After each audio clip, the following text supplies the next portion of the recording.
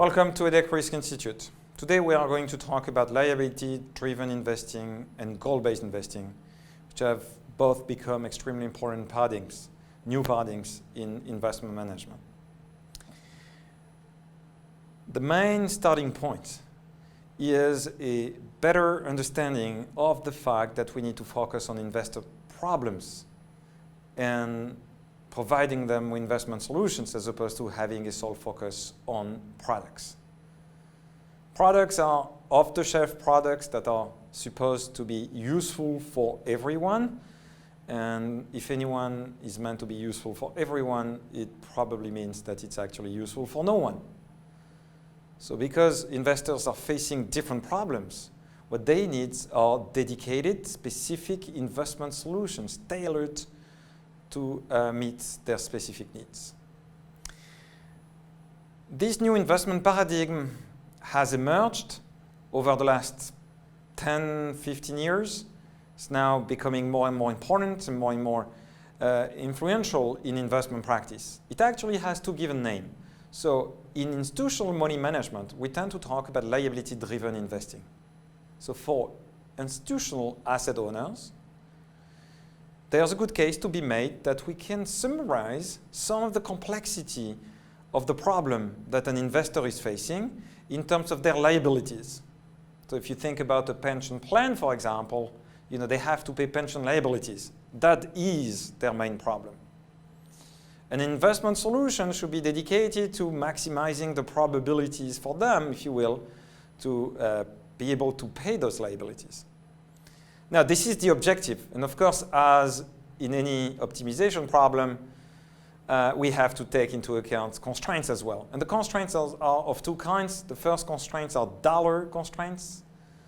The fact that the level of contribution is limited, that asset owners, like pension plans, they cannot dedicate infinite amount of wealth towards the payment of these liabilities, these pension liabilities. So everyone is facing dollar budget constraints.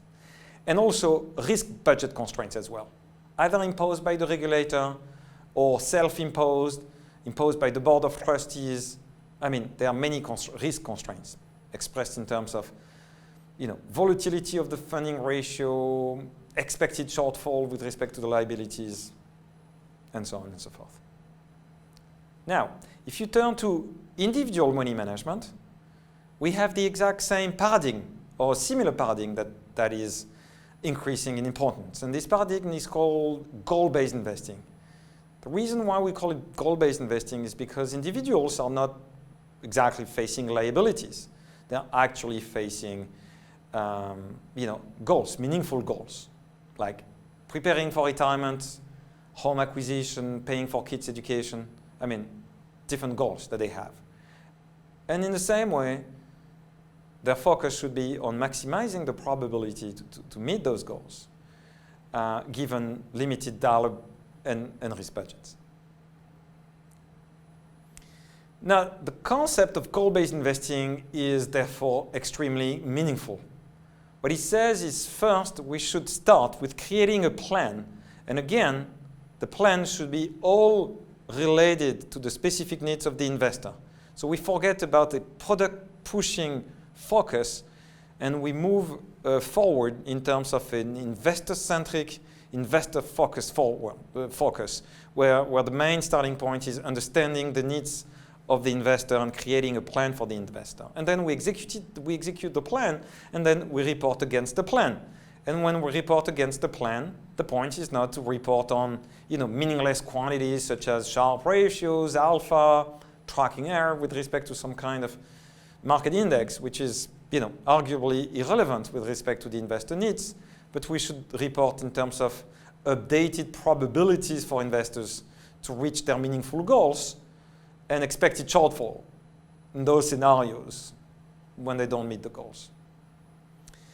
Well, that's an important move forward with respect to modern portfolio theory, right? And by the way, we should keep in mind that, efficient frontier analysis and all of its refinement. We've been calling that thing modern portfolio theory for the last 60 years. And if something is 60 years old, that's probably not exactly modern anymore, Okay? So modern portfolio theory and all these extensions and using risk parity techniques and factor risk parity techniques and other types of portfolio construction techniques can be very useful for creating products.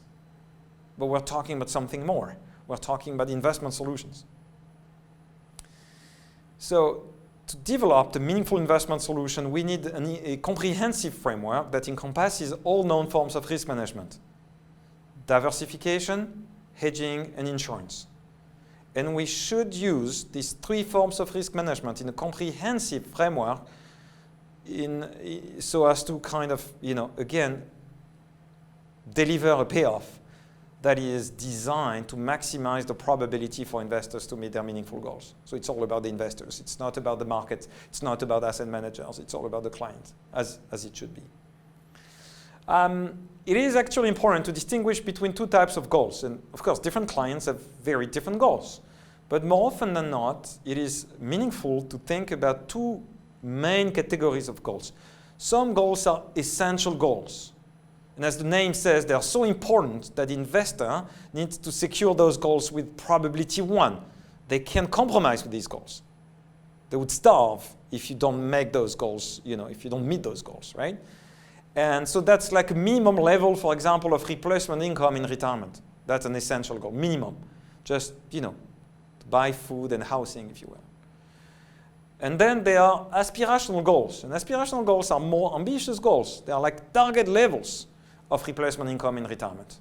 So the idea is, it's a very simple value proposal. I would like to maximize the probability of reaching the target while securing the minimum with full 100% probability, whatever happens in all scenarios. Now, goal-based investing is a new thing, and it's something in LDI and goal-based investing are impacting, as we said, institutional money management and now individual money management and private wealth management. I was talking recently to a friend of mine, happens to be a physicist, and was explaining what he was doing in some kind of crazy cosmology and, black holes and the kind of things that physicists, astrophysicists work on. And he asked me, so what kind of exciting new project are you working on currently? And I've started to talk about goal-based investing because I'm actually excited about this new development because it's an important development for the industry simply because it's a welfare-improving development. And here is what he told me. And I actually wrote down the question because that was a damn good question, of course. Well, here is what he said. He says, what puzzles me is if we have not been investing with a goal in the past, what exactly have we been doing?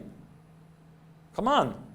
You're telling me that goal-based investing is new. It sounds like before that, what were we doing? Were we investing with no real sense of purpose?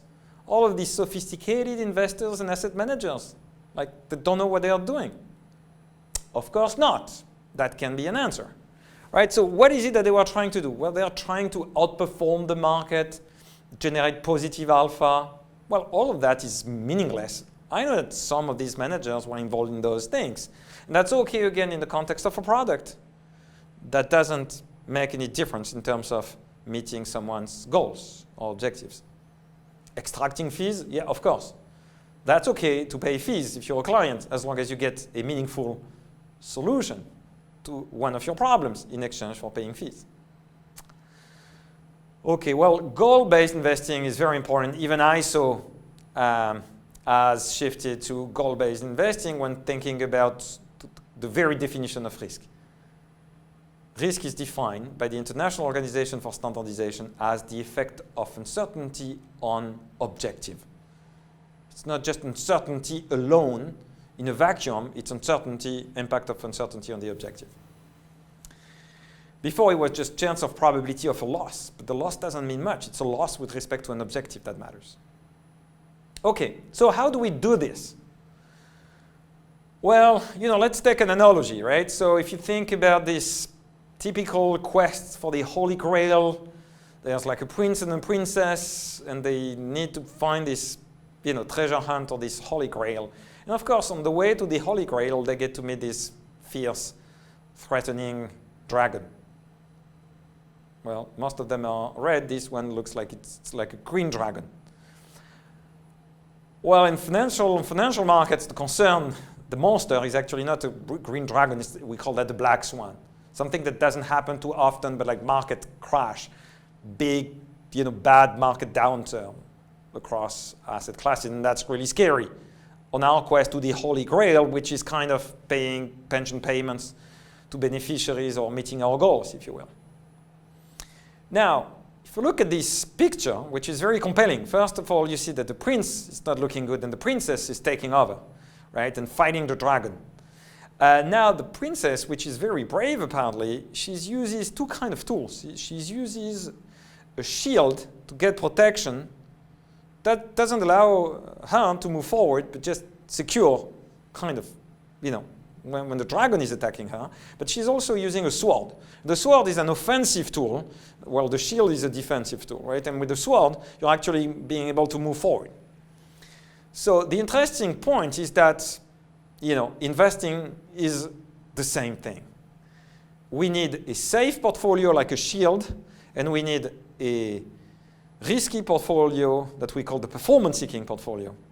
And then we need a dynamic mixture, dynamic allocation to these two portfolios as a function of where we stand with respect to investor goals and also market conditions, if you will.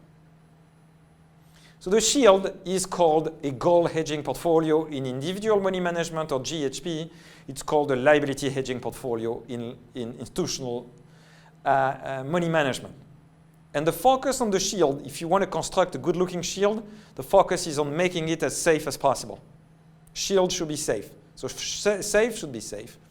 Now, when you think about the sword, which is known as the performance-seeking portfolio, the one that's trying to generate outperformance, the one that's trying to harvest risk premia across and within asset classes, well, that risky portfolio, what you expect from the risky portfolio is that it should be well rewarded. Because you're not happy to take risk, and the only reason why you actually take risk is because you hope that risk will be well rewarded.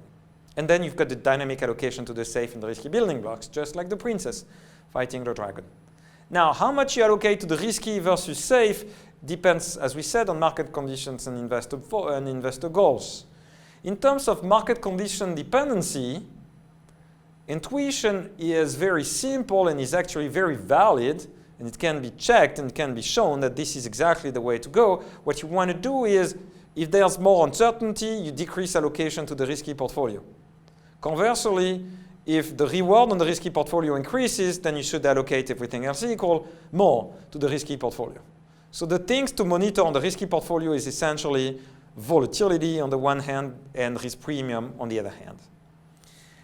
Now, in terms of how the allocation to the risky portfolio should depend on not only on market conditions like volatility, time-varying volatility and time-varying risk premia, if the question is how should they depend on investor goals, well, the answer is actually very simple. You should have eventually a zero allocation to the risky portfolio when the essential goal is reached. Sorry, the essential goal is like the minimum. So if the minimum is reached, you can no longer afford risk-taking. Because if you take on chances while you are the minimum, then there's a positive probability that you go below the minimum. And remember, for the investor, the minimum is the minimum. You don't want to go below the minimum. So on the way down, as you get close to or at the minimum, you should reduce risk-taking. Conversely, if you go on the way up and you're doing good, and at some point you reach the goal of the investor, well, in this case, if you reach the goal of the investor, you should also stop risk-taking. Not because risk-taking is not feasible, it is feasible, but because risk-taking is no longer desirable. Risk-taking is the force that pushes you up towards your goal. Once you achieve the goal, there's no need to move up again. So the bottom line, as we said, is investors need both security and upside. And that's what makes investing a complex problem. So if you think about a very simple case, so think about an investor who has an essential goal. Let's say protect 80% of some wealth level or purchasing power or future income, replacement income, whatever it is.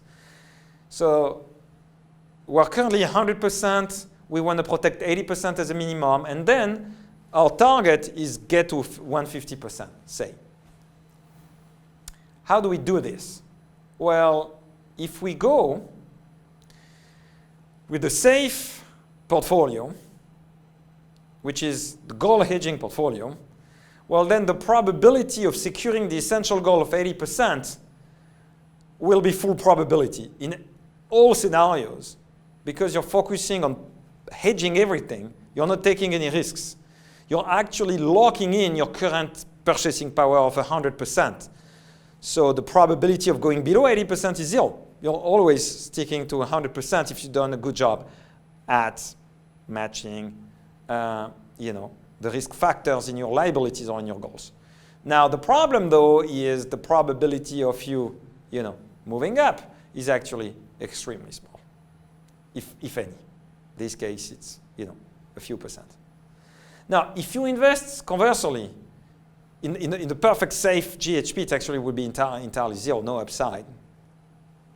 No downside, but no upside. So that's what the GHP is good at. Now the PSP is like the opposite. A lot of upside, but also big downside. So in terms of upside, or the aspirational goal, this guy, you get a meaningful probability, a pretty high probability actually, of reaching the target, which is good. But look at the probability of securing the minimum.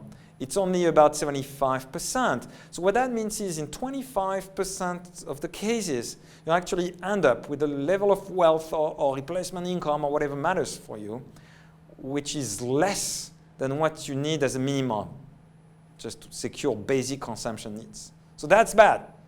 That thing should be 100%. It's not for me to say. That's what the investor said. Now this is what goal-based investing can accomplish for you.